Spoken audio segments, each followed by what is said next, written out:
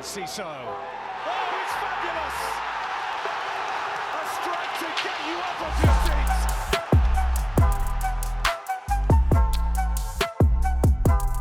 seats. Hello, welcome to Seagulls Social Season 4, Episode 31. It's a shame 31 didn't score that near post shot yesterday, but it's okay because we're joined with Maz. No Ben today. Is he working, Maz? Am I right in saying he's working? I think he is. Yeah. But yeah, how are you? I'm good, thanks, mate. Good. Yeah, it was good to go watch the game yesterday. Obviously, not the result we wanted, and also as well, I had to get the train down, obviously from London, and there was rail replacement, so that was fun. I had to get a taxi from Three Bridges to the game, and yeah, that was not fun. A taxi from Three Bridges, so that sent me back a nice 50 quid, and then yeah, got to watch Everton go 1-0 up and us score a last-minute equalizer. So, yeah, always fun, isn't it, Ryan? Always fun. And how are you? Yeah, you've basically just analysed the game, to be fair. That's it. But no, I'm good, mate. I'm good. To be honest, as I said to you, I really wanted to beat Everton. I know we didn't get to do an Everton preview in the end, but you know that I really wanted to beat Everton. So that was one of those things. But we didn't. But I think that we definitely probably would have come away with a bit of a last laugh. You can. I can tell you sort of why. It's someone that I know, and they aren't very nice. And I just thought, do you know what would be poetic timing at the time where it is? Would be great because something happened and things have been going on, and it's nothing to do with me. Don't get me wrong, but it's just been one of those things where I thought I'd love to just you know what I mean. But unfortunately, it didn't quite happen like that. But it has got a bit of a last laugh in there, I think, with the dunk moment. But before we get into all of that stuff, let's talk about first half, Maz. We got to say, I think we started really, really well. I actually did. I thought the passing was good. I thought first, 20, 30 minutes, I thought Adingra and Facundo were looking proper sharp. And Danny Welbeck, actually, by the way. But yeah, you're taking first 20, 30 minutes?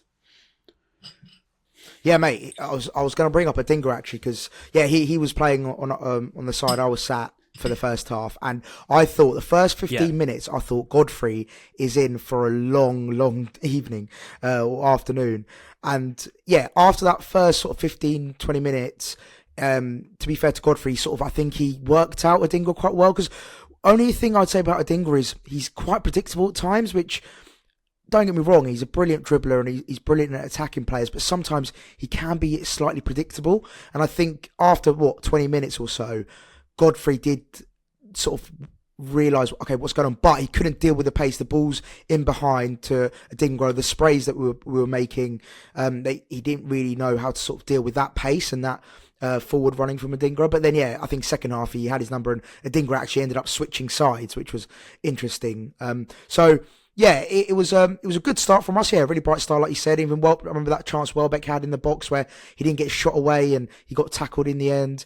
So yeah, it was a really, really bright start, and I thought it was going to be a good afternoon for us even. But yeah, Everton defended well, I suppose. Very Sean Dyche-esque style. They were very resolute. They were hard to break down, low block, as we expected from them. They weren't going to come and attack us at the Amex.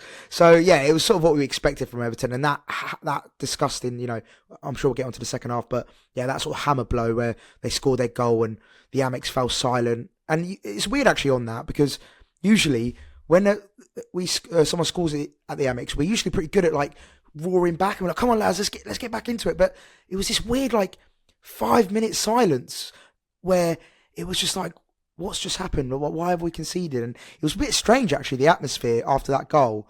But yeah, it was something I just picked up on. And yeah, first half, yeah, we were the better side, but we just didn't get our goal, and Everton grew into it. Yeah, I think the silence thing, I don't know. I probably wouldn't say it's that unusual. I think when you're losing to a team that's below you in the relegation zone, naturally you're just going to be shocked. I've got to be honest. The thing that I shouted before that shot happened was, "Don't let them score." And I think as soon as that happens, it's, how have we done this again? You know what I mean? It's that instant from 0 to 100 reaction of, it's happened every single time we play a team in the relegation zone, and it's got to be honest, like they weren't very good. They didn't do that much throughout the course of the game, and I thought that happened, as you say, it's like a sucker punch in it. And I've got to be honest, I sat there for about 10 minutes just. I mean, I think we even had 2 or 3, 4 moments coming forward after that I just didn't even react to. It just felt like prime 2018 reactions right there of, this isn't great. But I thought Everton were actually pretty poor, if I'm honest. They looked like a relegation threatened team until that point, and I think that's my frustration in it. Is like, you want to get more out of that, but we'll just speak about individuals quickly, because I want to talk about at the back. I thought they were quite good winning headers. I thought that Dominic Calvert-Lewin first, I'd say half hour 45 again. I'd say he was probably getting the better of Van Hecker in the air. But I think overall we didn't really let them do too much, did we? No, 100%. I think there was that one moment, obviously, again, we're going to get onto the Tariq Lamptey clearance. I think that was the standout moment for me in terms of Everton's attacking prowess. And then, they had, what was it, basically they had like maybe 2-3 chances at a push where you think, okay, they might score here. But you're right, I didn't think they were anything special. I don't think, the least we deserved was a draw from that game. And I think Everton weren't great on the day, but they've obviously come away with a great point in their eyes. When we've gone down to 10 men, they're probably looking at it, well, we should be winning this. And Pickford's time wasting was just horrible. You don't want to be seeing that. And I know you feel the same about his antics. It's just they came. Pickford. It's frustrating, isn't it? It's so frustrating. And it's just it's their game plan, isn't it? I think frustrate their opponents, play that sort of tight ball and low block, and just be a frustrating team to play. And it worked, to be honest with you. I think it showed. I'm not saying Gilmour was a frustration thing. It was obviously just a lack of concentration from his part. But it's just something they do, Everton. And I agree with you, Ryan. I don't think they were that great, and we should really have gone away with 3 points. Will we look back at that and think, is that a chance missed in terms of come the end of the season? I don't know, but given the circumstances, a point with 10 men, I would have taken it at that stage. Oh yeah, I think I'm definitely happy with the result. In the when you look at everything that's happened, I'm happy with the result. I think when then you see the scores of the day, obviously Manchester United quite comically lost to Fulham in the 97th minute, and then you've got, I think it was Newcastle got battered at Arsenal, so that actually helped us a lot. That I must admit I was quite happy with both of them. So I thought actually we have gained a point here, because Newcastle are below us. I think United are now only 5 points above us. So we're all pushing for the same thing, and I think overall, I said it an unpopular opinion a while ago. I do fancy us against United and Newcastle. I think we are a better team than them. And I think that, when you see them dropping points, you think, okay, we've still got it in us. But we may as well, you mentioned the Billy Red, and we may as well talk about it early on, because it's all obviously in everyone's minds, isn't it? And I think nearly anyone that's watching this podcast, the first thing that comes to mind is something that changes the game so much. Yes, I think it's probably a red, but I think it's the way of the game now that it's a red. I think the trouble was, and I don't ever agree with this, is that once the referee's given it, it's not going to be overturned. I hate that rule. I hate how that works. I know that it's the thing, and that's what it is. Yeah. But that's it. And I think once he's given that, but then you see the Maguire one in the United game, as it's one of them where you're like, where's the consistency of laws here? Where's the consistency coming from? And don't get me wrong, I think it was reckless-ish. I think he probably would have broken his leg if it followed through properly. But again, you see them sort of challenges happen in the lower leagues all the time and get missed. But, I don't know. It is probably a red card from me. I don't know about you. Yeah, unfortunately, I think, like you say, in today's game, without sounding too old, in today's game, I think, unfortunately, that is a red card. But, I don't think it was any ill intention. I think it was just one of those challenges where he sort of, gone, he's overran and he's gone for it. And, he has connected with him. And when you look it back in the moment, though, I remember watching it and I turned around to my mate. I was like, "That's not a red card. I don't think that's a red card. I think that's just a clash." And then when I got back home, because obviously I was shouting, "Refund my season ticket right now!" That's literally at the top of my voice. But do you know what the frustrating thing is, Ryan? Obviously, in the stadium, I know that they can't show it for whatever reason, but it's so frustrating when you're in the stadium and you don't know what's going on. You're like, was it a red card? Like, you're messaging people that might be able to see it on socials or whatever, and you're like, oh, like, was it a red card? Then, of course, at halftime you can have a look on Twitter or whatever, but it's just, it's annoying that you don't know in that moment, and it's like, was it a red card? Was it not? And you're sort of doubting yourself. And then, when you get home or at after the game, whatever, you can check the replays. But in the moment, I didn't think it was, but definitely watching the replays, unfortunately for him, it is a red card. And it's a big loss, 3 games out now. I know one of them is a cup game, which is pretty good for us, I think, Wolves. And then, we got, is it Spurs and Fulham, I want to say, that he misses out Fulham, on. yeah. So, Spurs. So, not Spurs. Fulham lose Fulham, Wolves, and I don't know the third game. But he's going to miss out on 3 games, which is annoying. And but look, hopefully this is a chance now for Baleba to come in. Can he show his worth? Can he replace Gilmour for those games and become a bit more important to the side? So. But it won't count for Roma. It's a league game.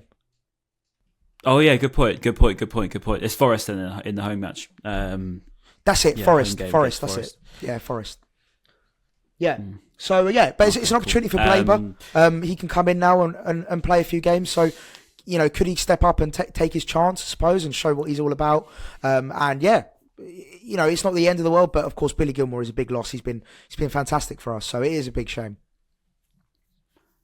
Yeah, it's a shame with Gilmour because he's been so good for us this season, really has. And it's the system that Roberto plays is so important for. Obviously, there's no doubting that Baleba's going to be a good player in the future, but obviously it's a big now responsibility for him or potentially Moda, Lallana, but probably not convinced that Lallana can do 90 at the moment or maybe even this season at the moment, if I'm honest. But again, the jury's out on that because there's an opportunity here. But I think what you said about the fact of not showing the replays in stadiums and stuff, and obviously the Premier League don't care about the fans. We know that, everyone knows that, right?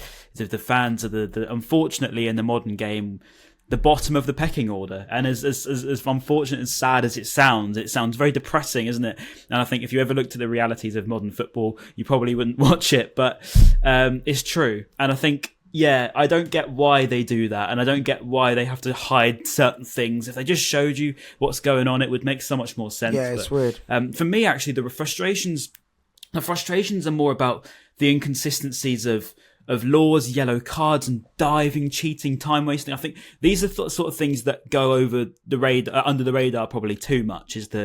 Is that, and I saw the one of Bruno Fernandes, and while I'm on the Bruno topic, I wanted to talk about Pascal Gross, because I remember in the last episode I was talking about how I rated Bruno Fernandes below Pascal, quite controversially. I expected that. I don't care, because when I see that game for Fulham, and that little dive that he does, and he does every week. Let's face it, he lives for this, Bruno disgraceful, Fernandes. Yeah. But how can you look up to him, mate, as a leader, as a captain of your football team? And not just that, but I mean, Pascal does the similar sort of output anyway. And for me, I couldn't have a player like that in our team. I would lose it. And I don't like it when you see Facundo on the floor sometimes, or, sometimes we do go down quite easily. And I hate it so much, because I know that, when you see, as you say, Pickford yesterday, I think, what's his name? The centre-back was quite lucky to get away with it. Tarkowski was quite lucky to stay on the pitch yesterday. There's so many little bits and pieces that teams do, and I don't know how they get away with it, Maz. It just seems to do a job on us somehow. The cheating and time wasting, it needs to stop. And as I said, the players take responsibility, but I just don't think it will change at the moment. And it's really annoying until someone clamps down on it. But you can't exactly trust the referees, can you? Well, no, that's the thing. It's like, the 6-second rule that's apparently in place. Pickford, I think, must have been about 20 seconds every time he had the ball. And, he was doing all his little dancing. And Yeah, and like he's doing all his dancing after they scored. I was just like, you're just a prick, aren't you? But yeah, he's good at riling up fans, I suppose. And I suppose when you score as well away, you're welcome to be happy. But yeah, no, it was just really frustrating to see him time wasting. And then it was so nice. It was so nice that we scored, because then it's like, go on then, time waste now. Now that we've scored. So Mate, yeah, like you say though, it does come down to the system and the football league and the referees. They need to be more strict with it. Otherwise, nothing's going to change, like you say. No, exactly. I remember it happened at Chelsea. Robert Sanchez was just. I think the away end counted. Literally vocally counted the amount of seconds that he was on the ball for. We're getting to 30, 40. This guy's allowed 6 seconds. Like, how the referees... And bear in mind, he got away from that game without a booking. He came out without a booking. I'm sorry. It's just stupid. And yeah, I think, as I say, the players need to take responsibility, but they don't and they won't, because they don't care. And I get it, because they're richer and more in their own worlds than we'll ever be. But yeah, it's just frustrating, mate. And I don't know how you stop it and what you do to stop it. But I think it's not just that; it's the diving as well. And I think when Sean Dyche was on the post match, and he was saying about how he's don't know where the 9 minutes come from. I was thinking, Sean, this is your tactics from minute 1, mate. Like, how can you even say that? I saw that on the touchline. He literally went to the assistant referee. He was like, "Where'd you get 9 minutes from?" And it's like, mate, we've had I think it was at least 4 subs each. I think, or 3-4 subs each. No, we made 5. They made at least 3. Then you've got the red card. Then you had Onana down for the challenge, obviously. Then you had one of our players down. I can't remember. It was Ferguson down. So that's 4 occasions where you're counting up time and going towards. And I was like, yeah, 9 minutes is about right. I don't know why you're moaning about that. But yeah, it's good. It's good because it teaches them not to waste time. I suppose that's the thing, isn't it? It's like, if you're worried about having 9 minutes added on, don't play act. Not saying Onana play acted, by the way, but don't go down so easily. Don't stay down and don't waste time, because yeah, they will be added on. So I suppose maybe that's one way to hopefully counteract it, is where all the stoppages get allocated to extra time and we do see a full match played. But yeah, I agree with you. I think it's a bit broken at the moment, the system, and something needs to change. And I don't really know what, but something has to. Yeah, I agree. And just just one talking point I wanted to bring up was Evan Ferguson. Just changing the subject a bit. I saw a lot of Irish fans particularly really angry at us in how we're apparently misusing him, and apparently we're De Zerbi out is what some of them were saying. And in fact, I actually got a message from someone. Yeah, I'll call it. Shout out Brian. He's a nice enough guy, but I don't agree with you whatsoever on this. And he's from. Here you go. So he said to me, example about Evan Ferguson, right? He said, so this. He says he's been completely mismanaged. His confidence been shattered, and that De Zerbi calling him out in the public is bad. And he said to me saying, Evan will be better at a different project. He needs confidence. Blah blah blah blah. And I was thinking, hang on, before we even talk about the ridiculous claims there, name me a better project than here for a young player. The famously failed place for young talents is Brighton. Like, I don't know that one. And also, just to say, the kid's 19, right? The kid's 19. If you could name me 5 players of his, 5 strikers of the Premier League era who have been as successful as Evan at his age, at this point in his career, oh, wait. And you'll give me Wayne Rooney, you'll give me Michael Owen. There you go. You've named me some generational talents of the past, right? Aaron Connolly. Then you look at... yeah, I said as successful as. But then you look at, like, for example, Harry Kane, right? Good example here.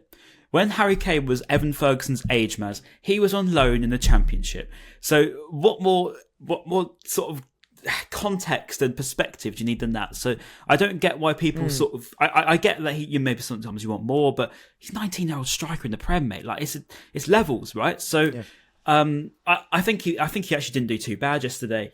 He's a goal away from everyone loving him again. But at the same time, just give him time. You know what I mean? It's the same as Facundo. It's the same as all these players. Just give him time. Valentin Barco's not in the squad. What are we going to do? He signed 2 weeks ago. He's had like 3 training sessions. He's from Argentina. He's 19. What do these people think? That it hurts my head. I'll let you react to that now, but it just had to get that off about that. No, mate, 100% agree with you. I think look, let's be perfectly honest and frank. Ferguson hasn't been good, in my opinion, for the last 3 months or so. But that's not to say he's lost his ability. It's not to say he's, all of a sudden this terrible player because, he's had a bad couple of months on the pitch. Don't get me wrong, yesterday I thought he was actually okay. I didn't think he, did anything particularly wrong. He was pretty good. His link-up play was good. But yeah, I don't think he's been the Ferguson we saw at the back end of last season. But again, like you said, that's understandable. He's young, he's still learning, and we got to remember as well, he had that illness, that mystery illness, which kept him out for a while. Do you remember? And it feels like since he came back from that, he hasn't quite been the same. So I don't know if there's some still, after effects of that injury or that mystery illness he had. I think that definitely is potentially a thing.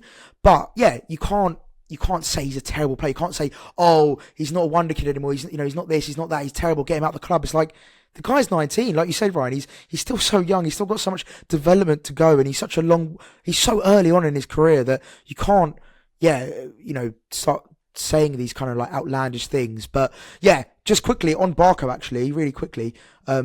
Leon, shout Leon. He's a personal trainer, and he actually trains Julio Enciso and now Valentin Barco and me. And he actually got a message from Barco.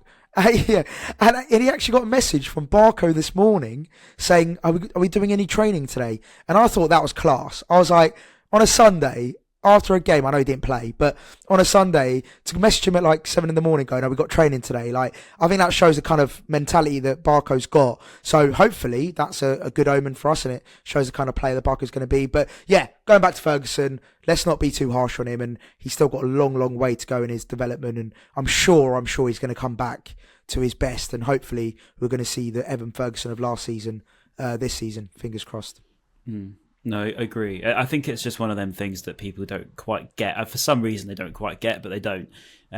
But yeah, I don't get the Ferguson slander. And as you say with Barco, he's obviously a very determined kid. And I think Argentinian fans rate him as such a big talent, and so did with Facundo. Do you remember when he came over, and even beginning of this season, people were sort of giving him a bit of this and that, and I thought yesterday was so good yesterday. And actually there's a few question marks, wasn't there, over the substitutions and maybe making 3 subs, particularly 2 fullbacks, was a mistake, possibly. I think maybe with Lamptey, in Lamptey's case, I think he could have stayed on, but I think we've got to protect him. We've got big games coming, and he's like Igor. Yeah. Maybe I think is the only one I'd probably agree with. Facundo, I don't know. I mean, it's a good opportunity for Julio, but go on. Do you know, Ryan, what I thought we really lacked yesterday was those overlapping fullbacks, and I thought Igor didn't do that at all. He's more of a sort of, he didn't really have those sort of surging runs on the outside, but you want to see, I remember Estupiñán did it once towards the end of the game where he overlapped, I think it was Fatty, and like he played him in, and he done that classic thing which I love. I love seeing those overlapping wing backs because I think it gives us a different dimension, and it helps out players like Adingra, for example, where, let's say, and which happened, I think, yesterday, was where Adingra couldn't really beat his man towards the end, where and then he had that overlapping fullback. If you've got that, it's a different option, and it frees you up a bit more to be more expressive. So that's what I was sort of lacking, I thought, with Lamptey and Igor yesterday, and maybe that's what De Zerbi was thinking, is let's get Estupiñán who's an overlapping fullback. Veltman, not so much maybe, but obviously very reliable and can do a job. So yeah, maybe that's what he was thinking was maybe. But yeah, I thought Estupiñán didn't have a great game, and I know De Zerbi's called him out recently for being below his usual standards, which is, I think, is fair. I think you can definitely say that he hasn't been his best, which is weird because when he came back, he obviously that goal against Tottenham, that goal against who was it in the Cup, Sheffield United. Like, I thought, Estupiñán's back, and then his form has dipped a little bit since then. But no, I think the substitutions, I can maybe see De Zerbi wanting to make a change, but maybe got it wrong. It's a tough one to say. Obviously, when you go down to 10 men, it does make it way more difficult, doesn't it? Estupiñán, sorry, I did dip out there, but yeah, Estupiñán. It's interesting you say that. Obviously, I asked De Zerbi about him last week, hence why the quotes sort of went around, and people can read them. From my gauge of it, it sounds like he just wants more as opposed to him technically slating him. I think people sort of see criticism publicly and think he's not happy with Estupiñán. But I mean, he spoke about where he invited Ansu Fati and Purvis round, and he said that, you know, it's a different thing for them. He said sometimes players need a different way. Sometimes they don't just need training. They don't just need to be watching the video. Sometimes they actually just need to have an arm around them, come around for dinner. He said they watched the Champions League and had pasta at his house, which must have been pretty cool. But Billy Gilmour's not getting an invite soon. yeah, he'll be around for pasta, mate. Don't worry. But yeah, it seems like almost maybe one of them where, you know, Ansu is just, he's quite a sensitive kid by the looks of it, and maybe Purvis because he's not been in the best of form since coming back, as you say. I agree with him. I don't think Purvis has been great, especially by his good standards. But you know what? I don't know where it stands because he's been out for a long time, hasn't he? He's come back. He's not been great, of course, but I don't think he's technically slating him. But I just think he's almost demanding more, and I think maybe I'd imagine this is what the one thing that I think with De Zerbi is, yes, he does things publicly. Some people aren't a fan of it, but you know, I reckon he'll know what players need it and when they need it, because he only seems to do it at certain times. He doesn't just go straight public. He sort of, you know, he could have slated Purvis 3 or 4 weeks ago, but he didn't. And all of a sudden now he's sort of talking about him, and you're like, okay, you know, maybe Purvis needs a bit of a kick to say, look, come on, you know, you're better than this.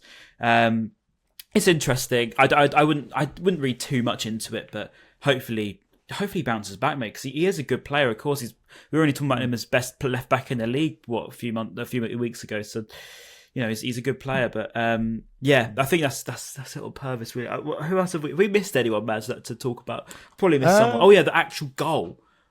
Yes, I haven't even spoken about the goal, mate. Also, Tariq's goal line clearance was fantastic as well. Big shout out to Tariq Lamptey. Mate, I was on my feet applauding that. Yeah, that was one of the best goal line clearances I think I've seen live.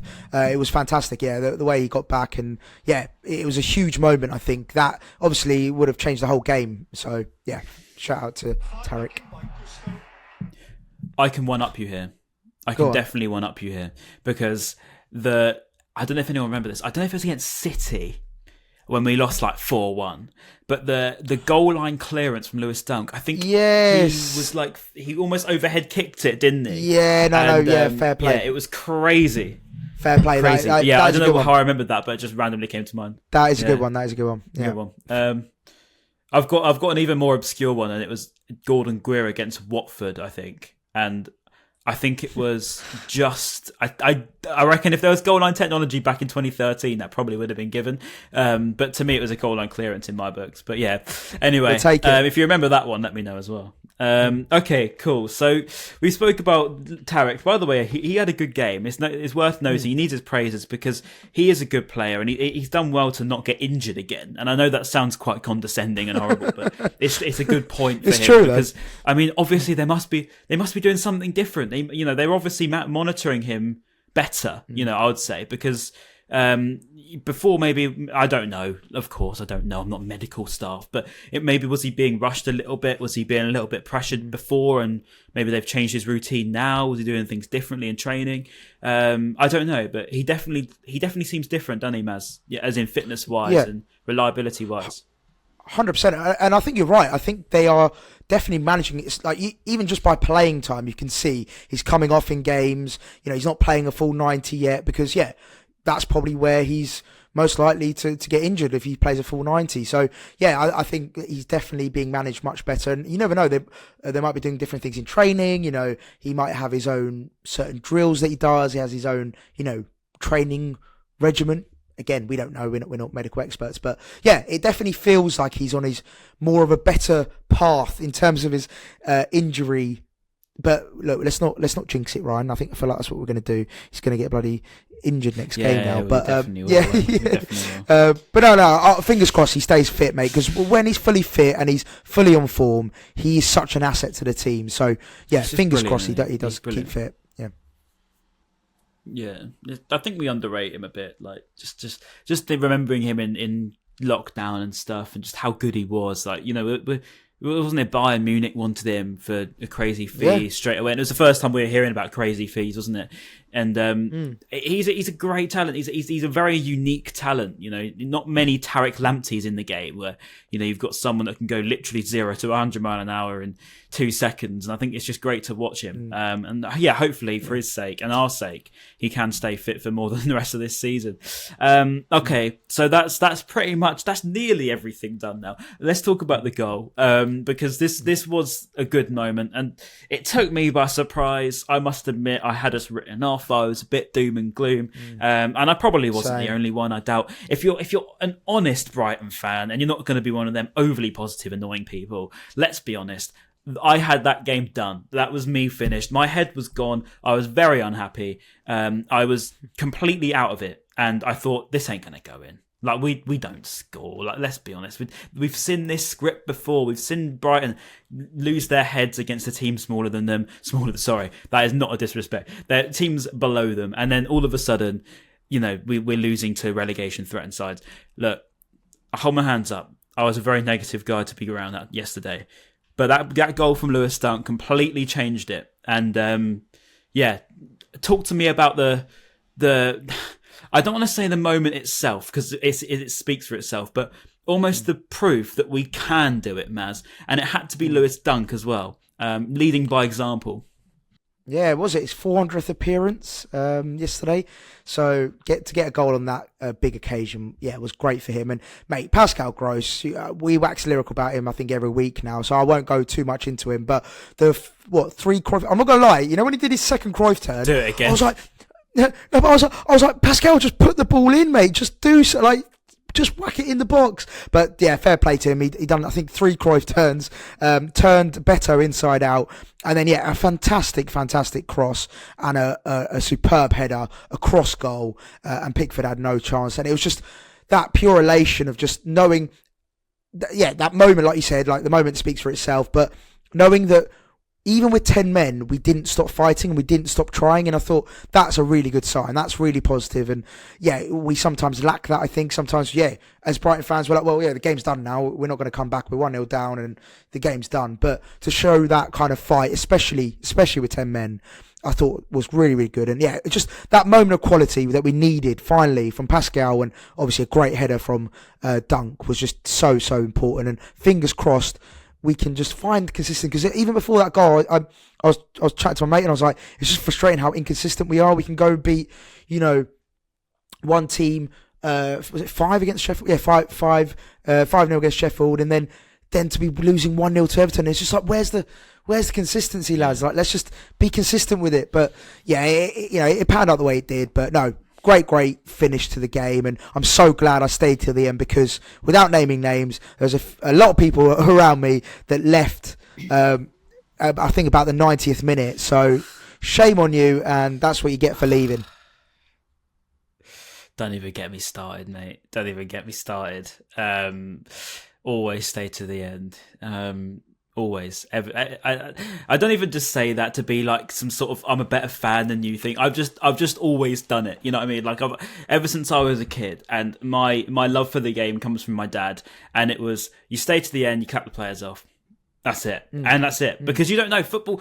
You pay the money to watch the game. And it's like, that's it. And when you see moments like that Lewis Dunk moment, 95th minute, as I say, I was negative. I thought that wasn't going to happen. And dare I say it, Maz, I think maybe, just maybe, not a turning point, because we've not exactly been bad at the moment, but one of those where we look back on at the end of the season as we can do it. I know we didn't win the game, but sometimes you take things away from games. And I think moments like that, I think is definitely more than just the goal to take away from the game. And it's more than just a point, by the way. As I said, it's a point gained when you look at the teams around us losing.